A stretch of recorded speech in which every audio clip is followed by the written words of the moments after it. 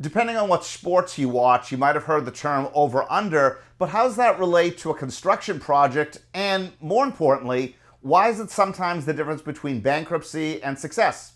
We're joined by Bob Renneker, the founder of ClearBuild, and thank you for being the participating entrepreneur in the 2022 Launch Case Competition. Welcome. Thank you, Greg. My pleasure. What is over-under outside of sports betting? Well, over-under occurs in a lot of industries, but it's highly relevant to construction. And if you imagine a construction project where the contractor perhaps bills a deposit ahead of the project, and then rightfully and reasonably try to put as much reasonable percentage on the trades and the work items that happen earlier in the project as possible, so that they're not financing their customer's project for them.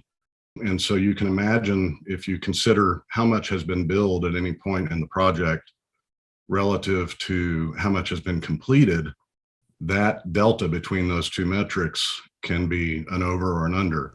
You've come from a construction background, which obviously inspired your decision to found ClearBuild. What did you see that wasn't happening that was the impetus to start the company? It's remarkable in the sense that the construction industry is such a large and mature industry that some of your students will probably be shocked at the lack of sophistication behind the scenes. It's not at all uncommon for contractors to not have a real grasp of where they stand on all the various projects with respect to over and under billings. And then in particular, contractors that aren't large enough to afford specialized accounting software, which can be very expensive. I think the last package that we bought the last time we changed software in my company was over $100,000. And the bulk of accounting programs for that contractors use do not calculate over and under billings. They don't calculate revenue on a percentage of completion basis.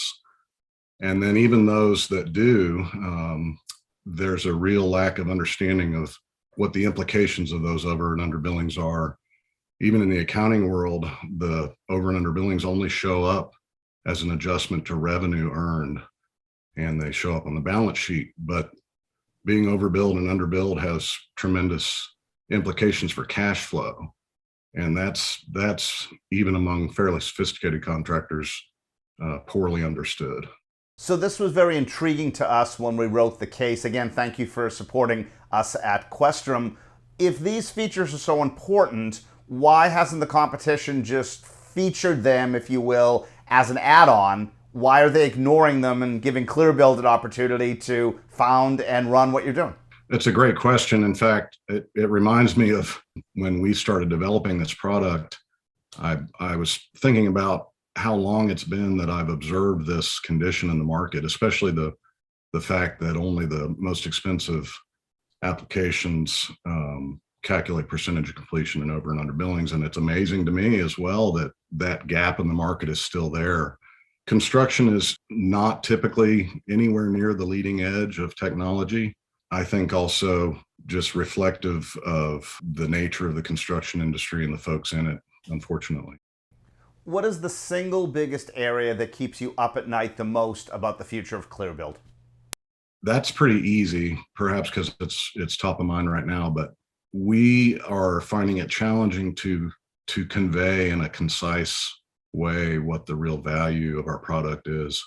We've had great experience once people take a look, they go through the demo and the light bulb goes on and there's an aha moment, and then they can't believe that this product's available and it's automatic and it is fairly reasonable price point. But some of the things that the product does and the whole concept that we're dealing with is fairly unique, and so getting people to respond to outbound and demand generating pieces has been a real challenge. Bob, thank you very much. Thanks. Bob Renneker, the founder of ClearBuild, and thank you again for being the participating entrepreneur in the 2022 Launch Case Competition.